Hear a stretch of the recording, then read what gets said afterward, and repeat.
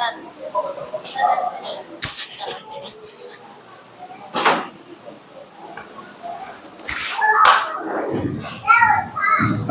pasensya na po. Ano ha? At na kaproblema po palagi yung ating USB. Tatapon ko na po yung flash drive na yun. So, kumusta po ang inyong New Year? Dapat hindi ganyan ang mukha, mga kapatid. Dapat masaya, mga kapatid. Per Sunday po ito ng, hindi lang ng January, kundi per Sunday ng taong 2025. At maganda daw na tayo talagang nag-expect, no? Ng maganda sa 2025 na ito. Ano po? At mamaya, may kasal ulit ako. Yung ating isa sa mga kabataan, si Arvin. At saka si Arvin. Dumaan ka kasi. Si Arvin na naman. Kakasal na naman si Arvin. Si JB at si Micah po. Tagal ding pinilano. Yung ating dalawang na tumutugtog din. Tapos si Micah na sa Imperial. Mga galing ng Bliss yun na nawili na dito.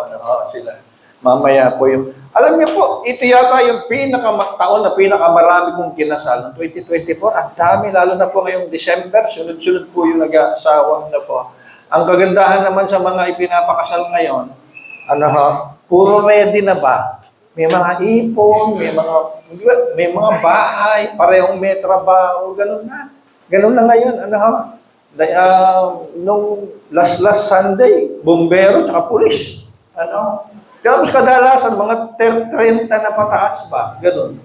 Wala na yung panahon natin na bigla na lang magtatanan, bahala na kung ano kakainin. Wala. Ganun noon, Kuya Pabling. Wala na yung panahon noon, ganun. Ngayon, mga matured na yung mga bata. Meron ng titirahan, meron ng sasakyan. Ganun ba sila, mga nag-aasawa? At maganda naman po yun. Napaganda. At 2025 daw po ay start ng panibagong generation. Tama ba? Beta generation. So panibago, meron si Gen X, Gen Z, at millennial at kung ano-ano pa. So yung ipapanganak ngayon, mga bagong henerasyon daw po sila. So praise the Lord po at ating pong dinideklara. Alam niyo maganda kasi, bawat taon, pagpasok pa lang, meron ka ng dinideklara. Because naniniwala tayo na powerful ang words. Sinasabi natin na ang year ng 2025 para sa LJF Balanga at sana sa lahat ng LJF ay maging season of manifestation. Ano yun? Yung maglitawan kaagad,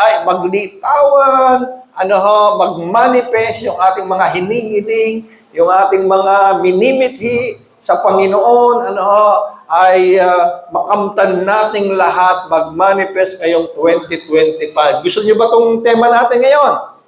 No?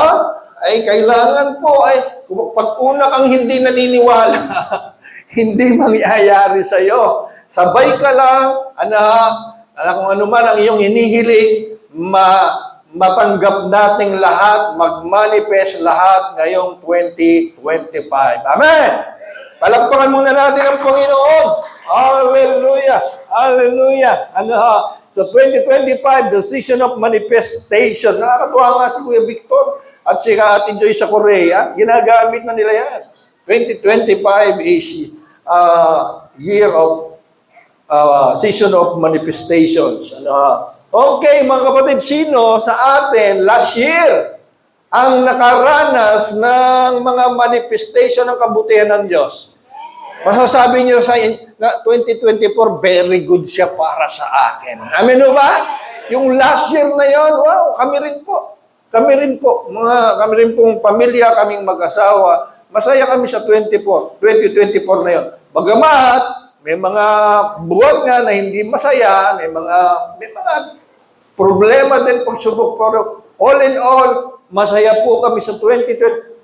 So, sino yung mga may hiniling natanggap nila noong 2024? Na-receive nila?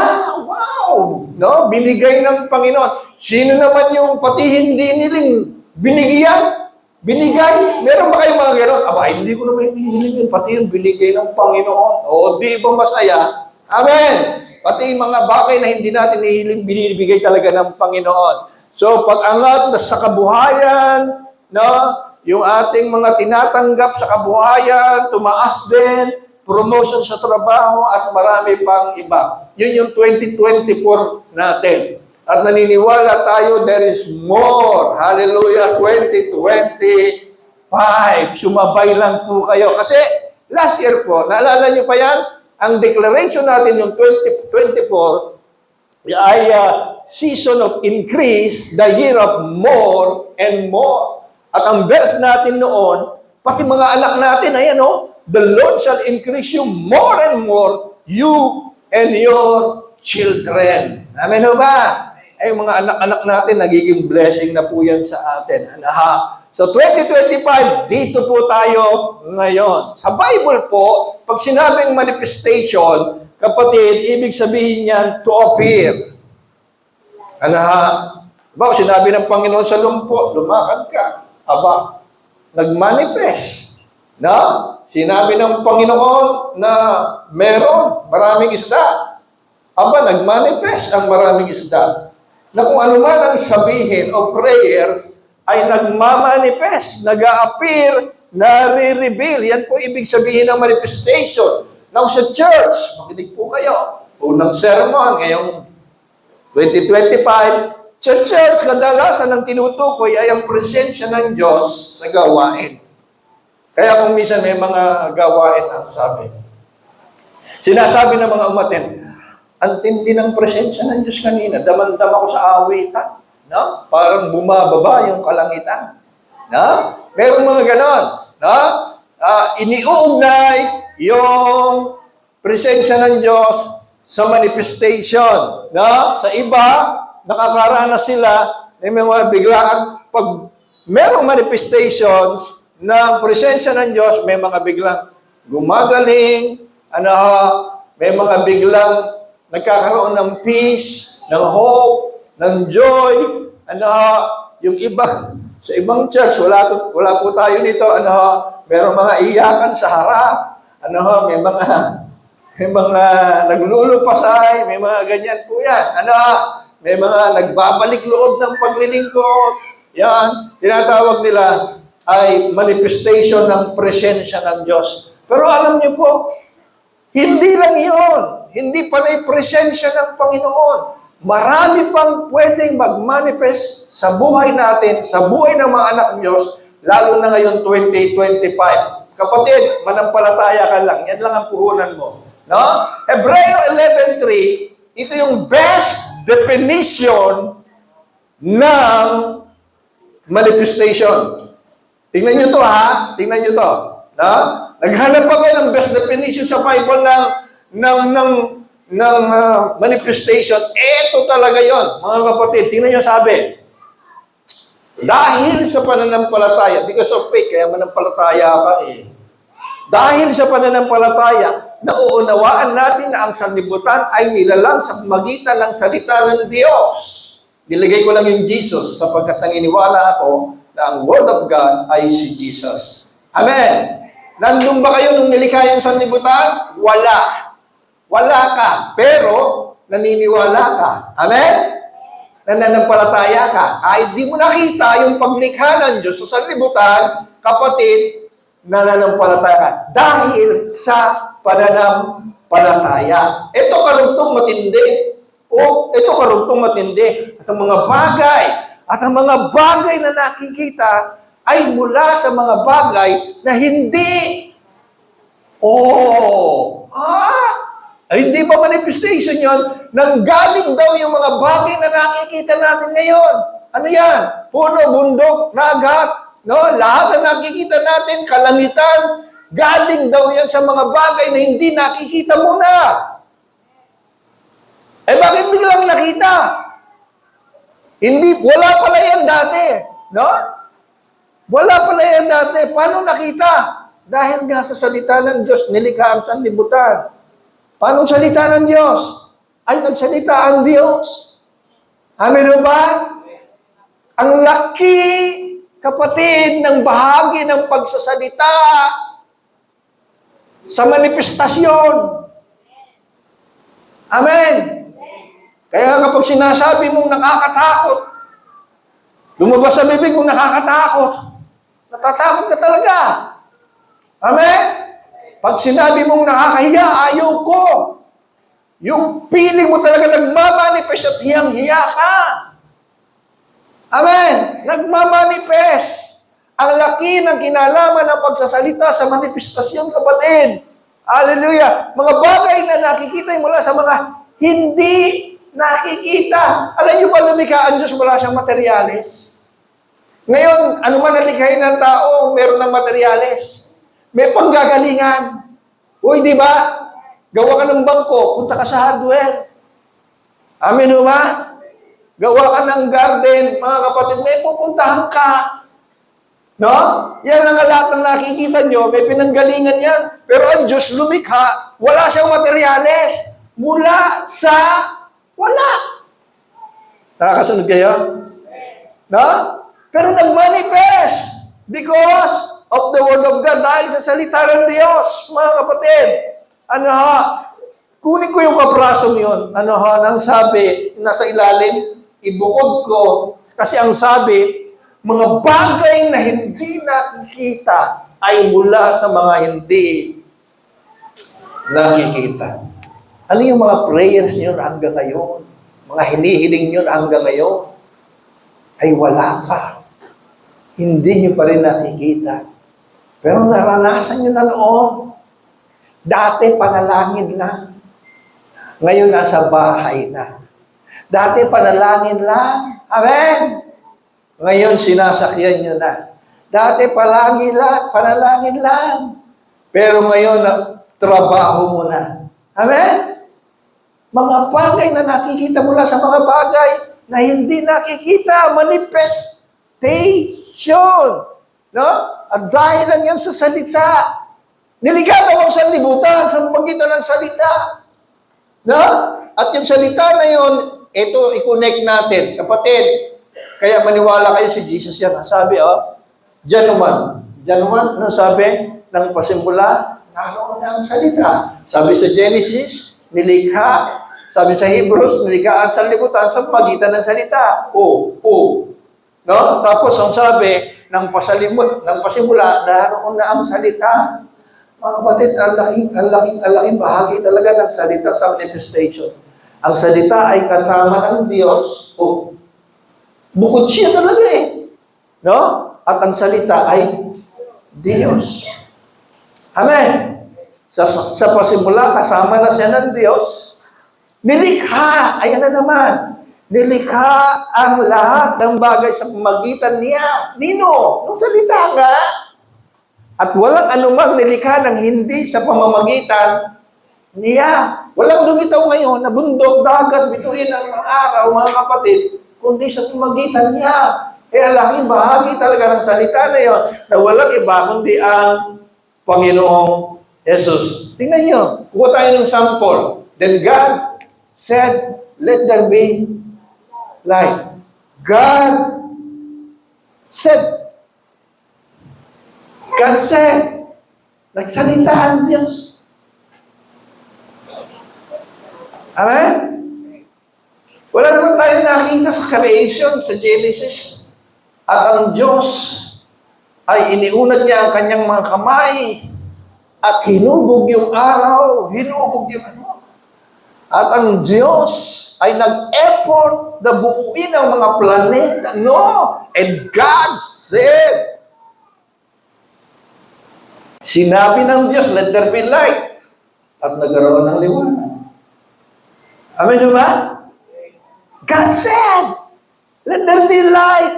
Imagine sa buong creation for 7 days. Yung tinatawag na 7 days creation. Ang puhunan lang ng Diyos ay magsalita. Day 1, nagsalita ang Diyos. Lumitaw ang liwanag at hiniwala yung liwanag sa dilim. Day 2. No? Day 3. Nagsalita ang Diyos. Day 4. hanggang sa day 7, puhunan lang ng Diyos ay ang pagsasalita, tapos ang kasunod, nagmamanifest. Lumilitaw, kapatid. Naintindihan niyo yun? Amen? Palakpakan muna natin ang Panginoon. Hallelujah. Hallelujah. Hanggang sa mabuo na. No? Hanggang sa matapos na. Nagkaroon tayo ng finished work sa creation na ang puhunan lang ng Diyos ay ang pagsasalita. Amen? So Hebrews, balikan natin, sabi natin, ang best definition of ng manifestation ay ang Hebrews 11:3 na ang sabi, dahil sa pananampalataya, kahit wala tayo doon, naunawaan natin ang salibutan nila sa pamamagitan ng salita ng Diyos. Mga bagay na di nakikita. Alam niyo yung hindi nakikita?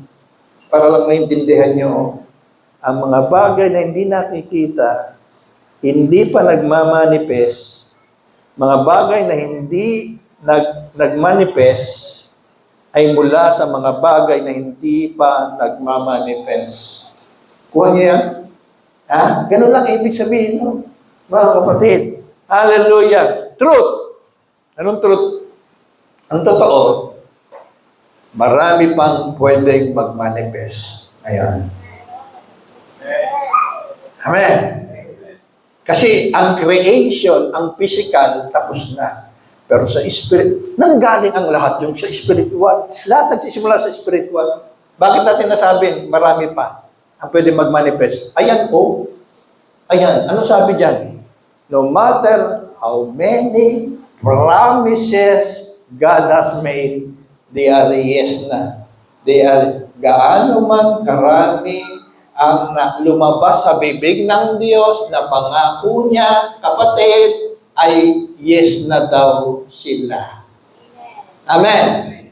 And so through Him, the Amen is spoken by us. Sino daw ang mag-aamen? The Amen, tingnan mo minsan tamad ka pa. No? The Amen is spoken by us. Amen is you agree. Sa ipinangako ng Diyos sa iyo, nag-a-agree ka.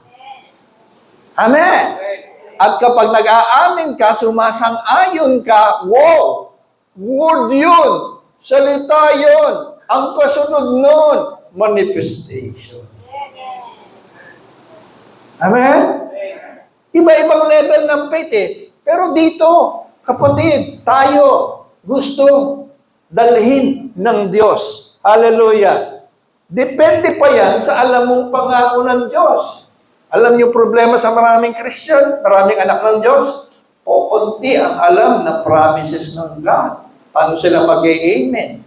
Paano nila sasabihin, Lord, akin itong nabasa kong to. Lord, itong sinabi mong ito, inaangkin ko din. Hindi lang si pastor ang umaangkin nito, ako din. At sinasabi ko, mangyayari ito sa akin sa 2025. Amen. So, depende. Kaya kailangan natin talaga ng Word of God. Gaya nito. Amen. Kailangan natin makarinig ng promises ng Diyos. Kasi kung hanggang ngayon, John 3:16 pa rin ang alam mo, kapatid, kawawa naman. No? Hanggang ngayon, ang inaangkin mo yung kaligtasan. Ligtas na ako. No? Ang dami pa sa buhay na ito. Hallelujah! Ang gustong iparanas ng Diyos Ama sa iyo. Kaya nasabi niya na hindi naranasan nung elder brother, sayang. Ay, huwag sana nating sabitin yung buhay ng elder brother na yung mga kanya ay hindi niya napakinabangan. Na kahit sabihin ng Diyos lahat ng akin, anak, sa'yo din. Ay, sayang pala, mga kapatid. So, hindi pa huli ang lahat. Amen? Hindi pa huli ang lahat. Na-enjoy natin, tamasahin natin yung mga bagay na ipinangako ng Diyos sa atin. Palakpakan natin ang Panginoon. Damihan natin, sipagan natin magbasa, sipagan natin, alam niyo, may nabibiling ng libro, nandun na lahat para hindi ka na magbasa ng mga pangako ng Diyos, maganap sa Bible, may nabibiling libro, puro promises of God, mga verses ng promises of God. maghanap kayo dyan. Baka meron sa atin. Mura na lang. Ano? Na? Marami sa mga pangako ng Diyos. Kasi yun eh. Kapatid, sayang talaga kung walang alam ng mga pangako ng Diyos. Baka yun ang nawawala. Baka yun ang kulang. Kapatid. No? Kaya, minsan, Sunday, minsan lang tayo makinig ng salita ng Diyos. Tapos, palayo pa yung iniisip natin, mga kapatid. Samantalahin natin yung mga ganitong pagkakataon. Para sa mga kapatid, baka gusto nyo mag-New Year's resolution. Ang sarap. Di naman bawal yan eh. Sabi nila, wala sa New Year's resolution yan, nasa pagbabago yan. Kapatid, nakakabuti rin yun. Kesa sa naman wala ka balak magbago, na nagpalit ka lang basta ng kalendaryo, ganun pa rin. Amen? Baka gusto nyo magbasa ng Bible. January, ano pa lang na yun? January 5. Baka gusto mo tapusin sa December 31, 2025. Ang buong Bible. Hindi po masama, mga kapatid. Amen. Hallelujah. So alam niyo po ba, ang creation, yung paglikha, at saka yung redemption na nangyari sa cross, may similarities po yan. Meron silang something in common. Pakita ko po nandiyan ka pa. Pakita ko po creation, yung paglikha, at saka yung pagtapos. Pinakita ko na noon to eh. Pero ang galing po talaga nito, wala pong nagturo sa akin ito. Napansin ko lang, mga kapatid, parehong may finish work. Parehong may finish work yan. Ang creation natapos 7 days. No? Tapos, parehong may rest. Anong rest? Nagpahinga ang Diyos after ng creation at sa finish work, inaanyayahan din tayo magpahinga. Ikaw na pagod, come unto me. Lumapit kayong sa akin, kayong lahat na napapagal at kayo'y aking pagpapahingahin. Amen. May rest din po sa Hebrews 4 po, nandun ang kumpleto mensahe ng rest. Natapos sa 7 days ang creation. Natapos ang redemption sa cross, sa 7 last words. Hinahanap ko pa to, napansin ko lang kahapon. Salita lang ginamit sa creation for 7 days. Natapos sa cross, meron ding 7 last words. Words din. Pero kapatid, ito matinding kaibahan. Kung salita ang ginamit sa creation, sa redemption, mismong salita ang bumaba, nagkatawang tao at namatay, nag-alay ng buhay sa atin. Amen. Sa creation, walang namatay. Puhunan ng Diyos, salita. Sa redemption, puhunan ng Diyos, anak niya. Yung mismong salita, namatay para sa atin. Amen. Mahal ka ba ng Diyos? Mahal na mahal. Sobra. Ganun ka mahal ng Diyos. Kapatid. Amen. Kahit na naku po, hallelujah. Sa finished work of creation, nagmanifest ang lahat ng kailangan ng tao sa kanyang physical na buhay. Sa creation, sa paglikha, araw, buwan, hangin, bundok, dagat, puno, hayop, isda, tulay. Wala kang sasabihin, kinulang ang Diyos. May hinahanap pa ako sa creation. Wala kumpleto, pati nga surot eh. Pati mga insect at ipis. Nakakala mo salot? Hindi pala. Ipis. Kapatid, hindi salot. May tulong sila. Nangunguha pala ng mga sakit yan. Pag-alaga-alaga, mga microbial kung ano-ano. Kahit madumi, kaya pala madumi sila, sila yung naglinis ng paligid mo. Pati mga virus at kung ano-ano, ay natatangay nila. Amen? Anong bansa ba yun sa YouTube? Nagpipirito nga sila ng ipis. Nag-aalaga. Mga kapatid, hindi po yung grasshopper, hindi yung mga locust. Hindi. Ipis talaga. Yung ipis sa bahay. Kapag nginuya mo, may gatas-gatas ka pa dito.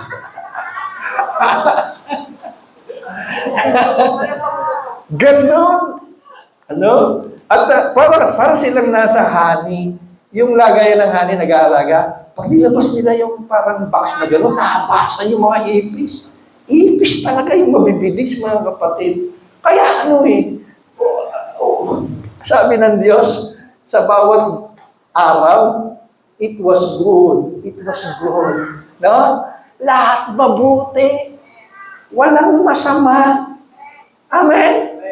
Lahat mabuti. Pastor, yung surot, hindi ko na alam yun. Siguro may function din yun.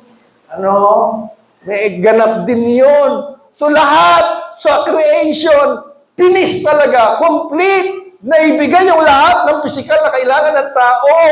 Sa finish work naman, sa cross, lahat ng spiritual na kailangan ng tao, binigay na, isa-isahin natin, kapatawaran.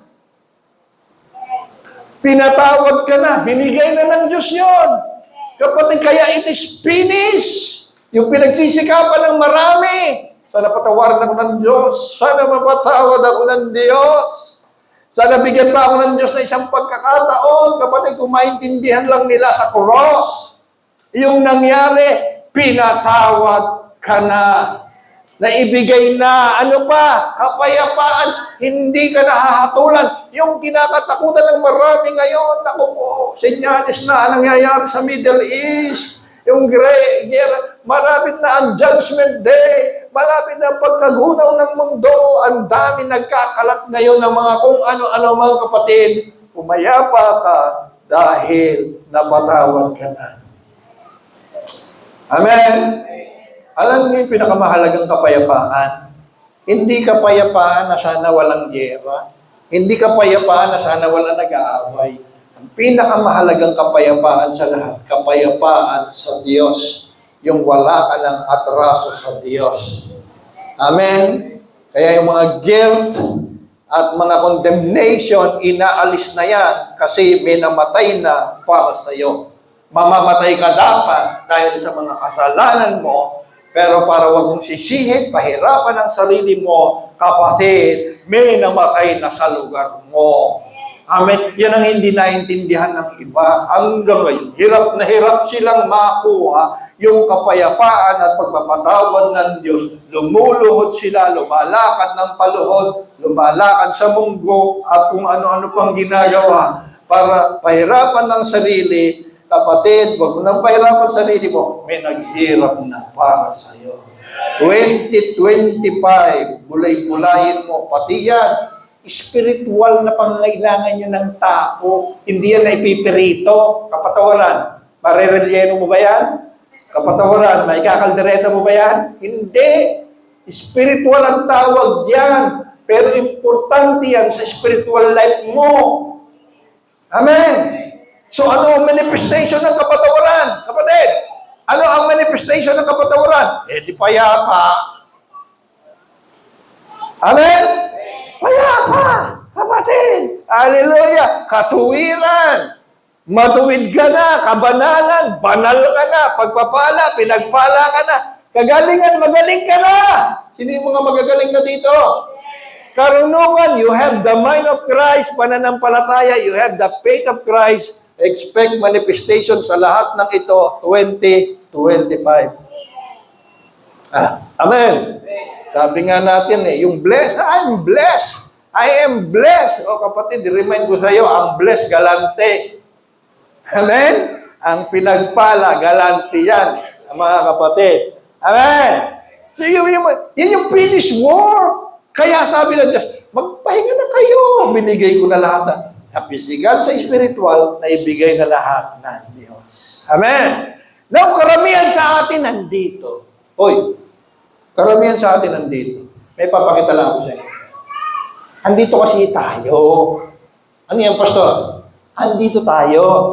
Faith is confidence in what we hope for and assurance about what we do not see. Ang pananampalataya daw ay ano daw?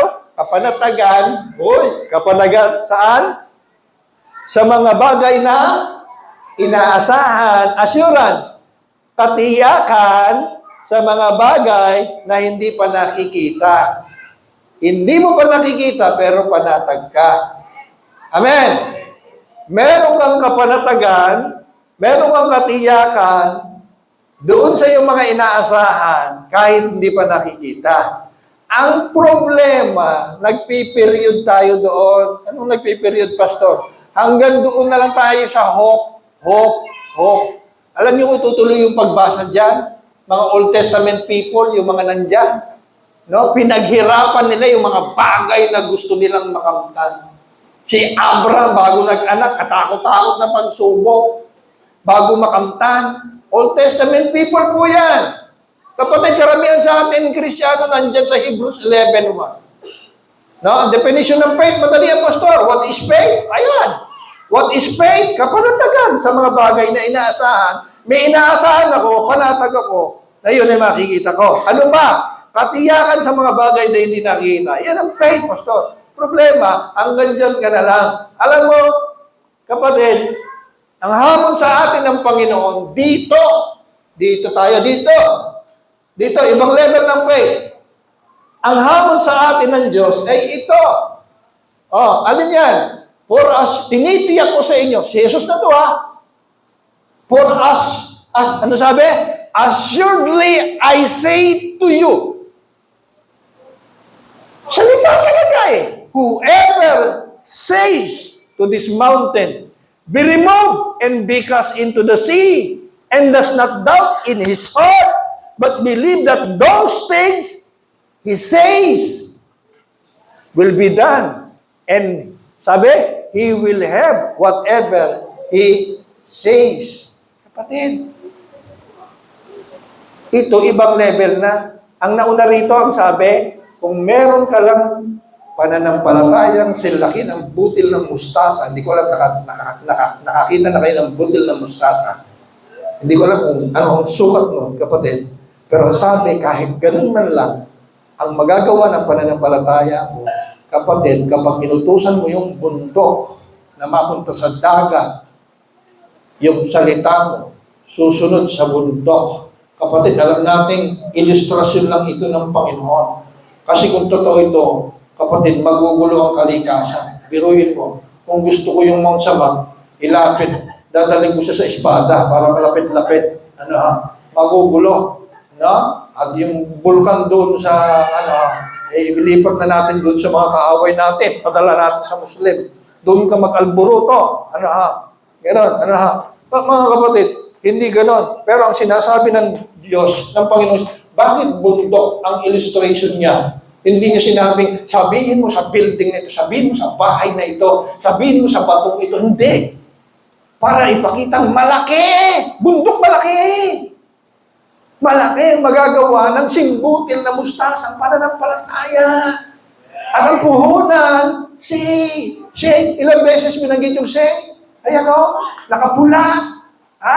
4 na beses sa isang verse binanggit yung salitang At ang banda, yung huli, ang tindi ng huli, those things he says will be done. He will have whatever he says. Noon pa sa creation, salita na ang ginagamit, kapatid. Kaya, baka gusto nyo itagdag din sa New Year's resolution nyo in 2025, magbawas-bawas ng mga negatibo salita. Amen. Bawas-bawas. Amen. Hapon, nakaparada ako sa 7-Eleven palengke. At nabili lang ako ng, nagpa-doktor siya, tsokolate dahil di pa ako nagla-lunch. Atras na ako. Ay, meron sasakyan sa likod, biglang bumarata. Babae. Sabi nung nagpa-parking boy, tanda. Ay, sandali. Bakit po? May sasakyan sa likod. Bumaba yung babae. Yun ang may-ari.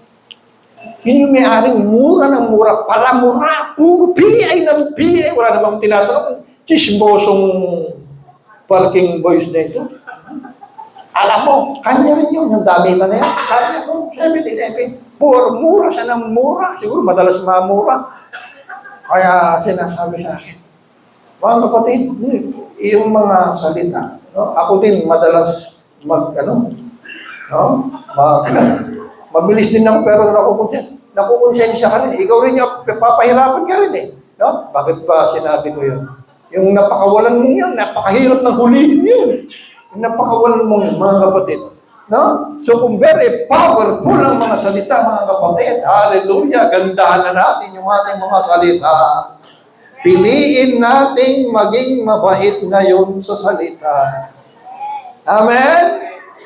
At yung isang nagtuturo, Indiano ba yun? Hindi siya Christian. Ang ganda ng sinabi niya. Baka gusto mo daw i-commit ang sarili mo para sa mapayapang mundo. Baka daw gusto mo i-commit ang sarili mo sa mapayapang mundo. So sa bawat araw, piliin mong mabait ang salita. Lalo na sa salita. Kaya ako, nag-my day, hindi naman sa pagyayabang, hindi pa ako nagagalit mula ng 2025. Baka sakali ngayon dahil hindi kayo nakikinig eh. Mapagalit niyo ako. Hindi po. Pero natutuwa po ako. May nag-message nga sa akin eh, Pastor, ako, Galvez, sumabog ako. Nag-usap kami, sumabog daw siya. Mahirap yung sumasabog, mga kapatid. Mahirap mag-ipon pagka sumabog. Hallelujah. No? Amen! Nagkakasundo ba tayo? Palakpakan natin ang Panginoon. Hallelujah. Ang puhunan din sa bilib. Ang puhunan din sa bilib. Aba says, faith is believing and speaking. Yan ang faith. Believing and speaking. Kumibo ka. Kumibo ka. Kaya talo yung mga hindi kumikibo. No? Problemado, hindi pa kumikibo. No? Ang dami ng dinadala, hindi pa rin kumikibo. Ha?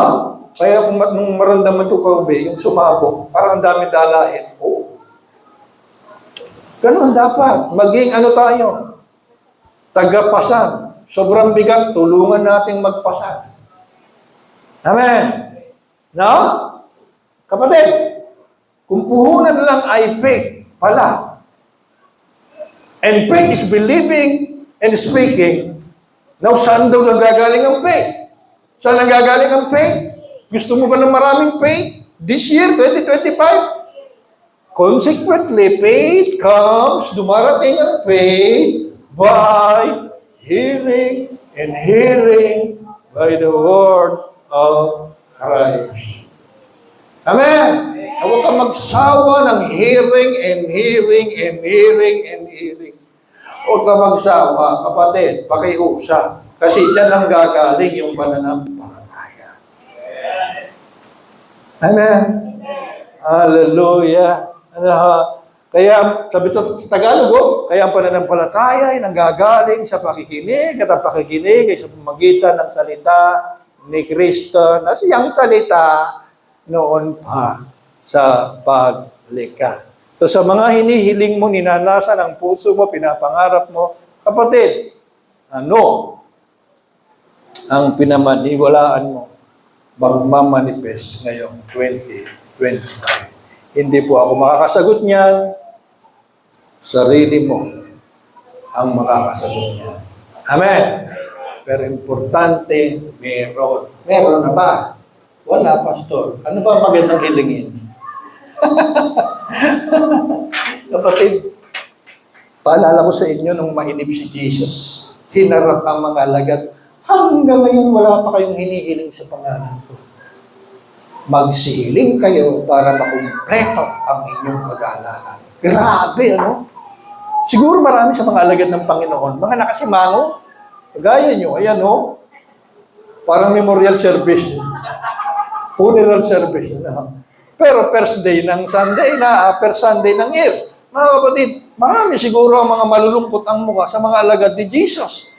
Kaya challenge niya, sabi niya, hanggang ngayon wala pa kayong hinihiling sa pangalan ko.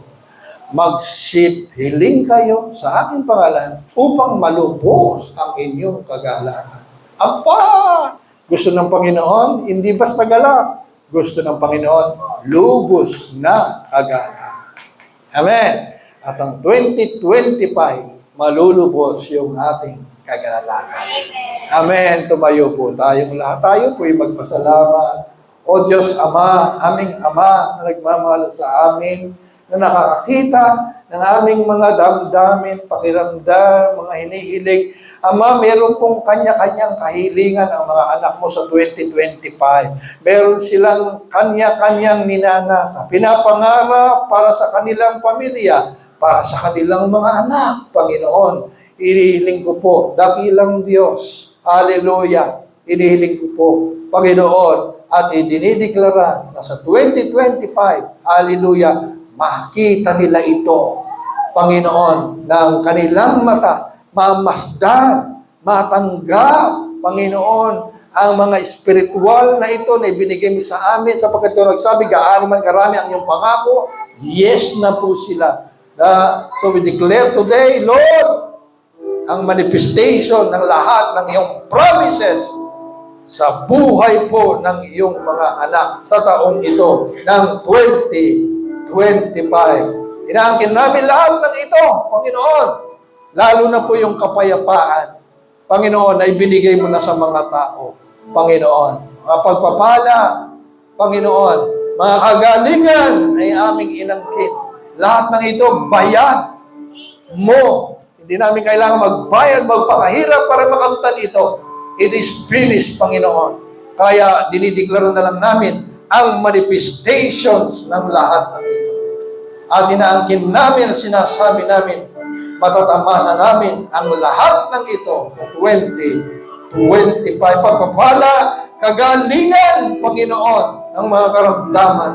Salamat po. In Jesus' name we pray. Amen. Amen.